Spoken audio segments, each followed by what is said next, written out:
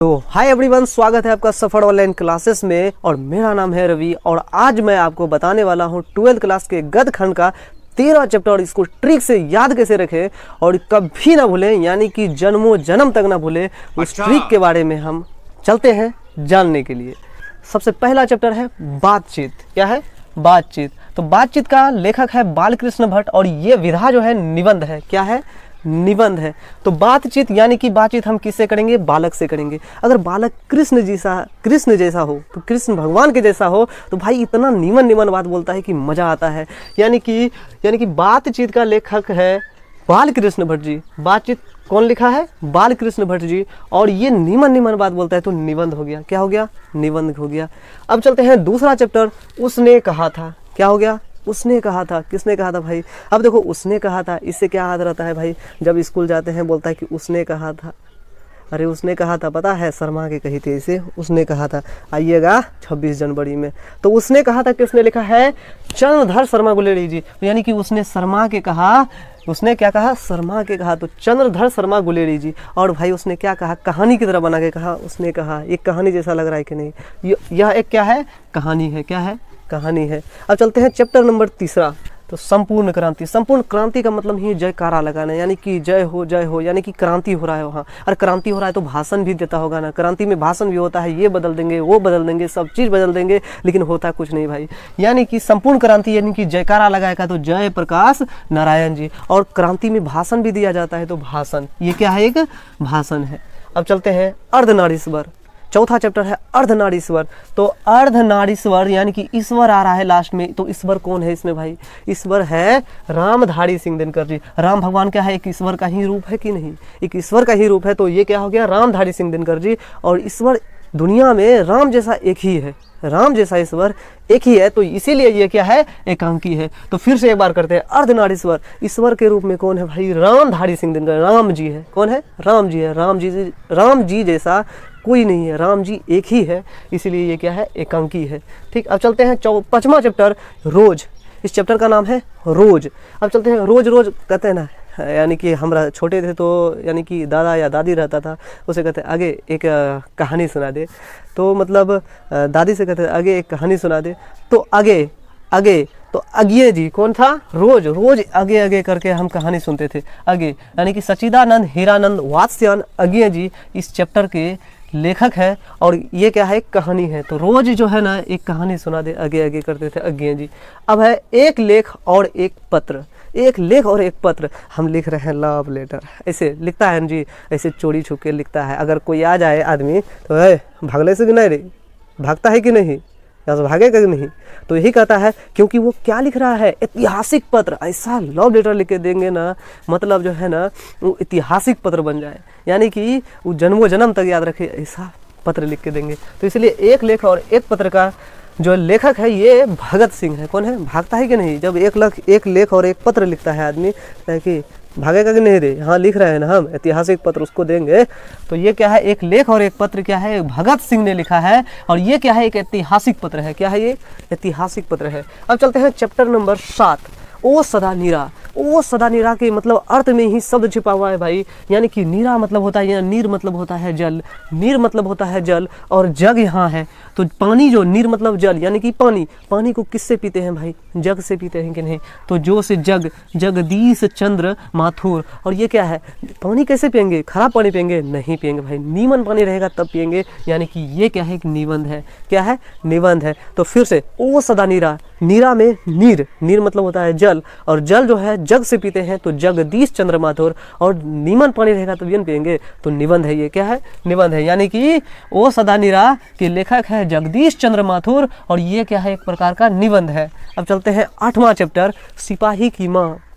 सिपाही की माँ मतलब माँ तो एक ही रहता है। उसका 2 बेटा था, एक था मोहन, एक था राकेश। क्या था? एक था मोहन और एक राकेश था। माँ था एक ही, एक माँ था, एक से हो गया एकांकी, और 2 इसका बेटा था, एक था मोहन, एक था राकेश। तो सिपाही की माँ की रचना है मोहन और राकेश, और ये एक ही था। माँ तो एक ही होता है ना, तो इसीलिए ये क्या है? एक प्रकार का एकांकी है। क्या है? एकांकी है। तो कहेंगे सिपाही की माँ की रचना है मोहन राकेश, और यह एक क्या है? यह एक एकांकी है। क्या है? एकांकी है। फिर चलेंगे चैप्टर नंबर 9, प्रागीत और समाज। प्रगीत और समाज। प्रगीत मतलब शब्द में ही अर्थ छिपा हुआ है। प्रगीत यानी कि गीत गाएंगे तो समाज में नाम होगा। क्या होगा? गीत गाएंगे तो समाज में नाम होगा। तो इसीलिए इस चैप्टर का जो लेखक है नामवर सिंह है। कौन है? नामवर सिंह है। क्योंकि जब गीत गाओगे तो नीमन गीत गाओगे, यानी कि अच्छा गीत गाओगे, नीमन गीत गाओगे, इस तब तो समाज में नाम होगा। तो नामवर सिंह हो गया, और नीमन गाओगे तो ये निबंध हो गया। क्या हो गया? निबंध हो गया। यानी कि प्रगीत और समाज, यानी कि गीत गाओगे समाज में नीमन, तब नाम होगा, यानी कि नामवर सिंह, और निबंध गाओगे तो निबंध हो जाएगा। अब चलते हैं 10वां नंबर चैप्टर। तो जूठन है। तो जूठा मुंह ओम नमः शिवाय नहीं बोल सकते, क्योंकि ये हमारा आत्मा से जुड़ा हुआ कथा है। यानी कि जूठा मुंह हम ओम नमः शिवाय नहीं बोल सकते हैं। यानी कि जूठन चैप्टर का जो लेखक है ओम प्रकाश वाल्मीकि जी है। कौन है? ओम प्रकाश वाल्मीकि जी हैं। यानी कि जूठन चैप्टर का जो लेखक है ओम प्रकाश वाल्मीकि जी है, और ये आत्मा से जुड़ा हुआ है। ओम जो बोलते हैं आत्मा से जुड़ा हुआ है, यानी कि आत्मकथा है। याद करने के लिए ये क्या है? एक प्रकार का आत्मकथा है। अब चलते हैं चैप्टर नंबर 11, हंसते हुए मेरा अकेलापन। जब अकेले हम रहते हैं कहीं भी तो ऐसे ऐसे करते हैं तो मन निकाल देते हैं, ऐसे ऐसे लगाते हैं तो मन निकल जाता है, ऐसे ऐसे करते हैं तो मन निकल जाता है। और इस चीज़ को हम डायरी में भी नोट नहीं कर सकते। अब हंस रहे हैं अपने, अरे भाई उसका याद आ रहा है, अरे याद थोड़ी आ रहा है जी, ऐसे ऐसे कर रहे हो तुम्हारा मन निकल गया, कितना दिन से नहाए नहीं हो ठंडी में। तो यही बात है। तो ये हंसते हुए मेरा अकेलापन ये मलियज ने लिखा है, और ये चीज़ डायरी में नहीं नोट कर सकते, इसलिए ये डायरी है।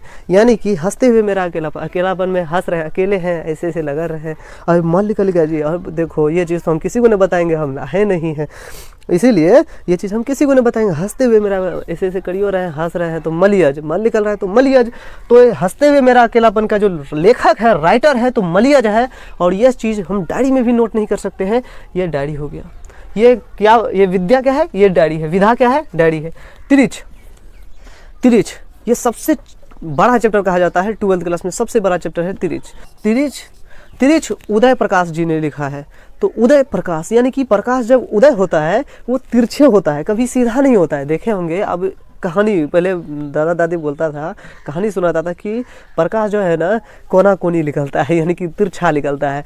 तो उदय प्रकाश यानी कि प्रकाश जो उदय होता है ना वो तिरछे होता है, इसीलिए क्या है? उदय प्रकाश ने लिखा है तिरिच कहानी। तिरिच कहानी के राइटर जो है उदय प्रकाश है। और ये क्या है? कहानी है भाई, कहानी समझा रहा है, कोने कोने निकलता है प्रकाश। चलो देखते हैं अब चैप्टर नंबर 13। अब चलते हैं शिक्षा। शिक्षा चैप्टर है, लास्ट चैप्टर है ये शिक्षा। और शिक्षा जो है ना जिद से लेते हैं। अब कहते हैं हम जो है ना इंटर में जाएंगे इतना नंबर ला लेंगे, 10th में जाएंगे तो इतना नंबर ला लेंगे। मतलब जिस कैटेगरी में जाते हैं तो बोलते हैं उसमें हम तगड़ा अपना परफॉर्मेंस देंगे। यानी कि शिक्षा जिद से हासिल करते हैं। तो जिद्दू कृष्णमूर्ति क्या हो जाएगा? क्या राइटर कौन है? जिद्दू कृष्णमूर्ति।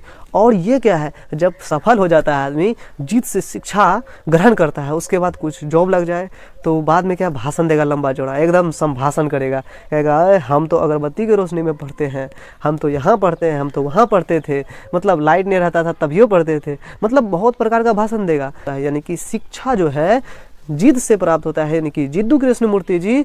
और जो है यह क्या है? एक संभाषण है, और बाद में क्या कहेगा? संभाषण देगा ऐसे ऐसे। तो शिक्षा जो है जिद से प्राप्त होता है, जिद्दू कृष्णमूर्ति जी। और यह जो है एक प्रकार का संभाषण है, इसका विधा क्या है? संभाषण है। तो इस वीडियो को 2 बार देख लीजिएगा, मतलब कि अभी देख लीजिएगा और एग्जाम से 5 दिन के पहले देख लीजिएगा। आपका जो है 5 नंबर कोई काटने वाला नहीं है। तो यहाँ तक वीडियो देखने के लिए आपका दिल से बहुत बहुत धन्यवाद। Love you all.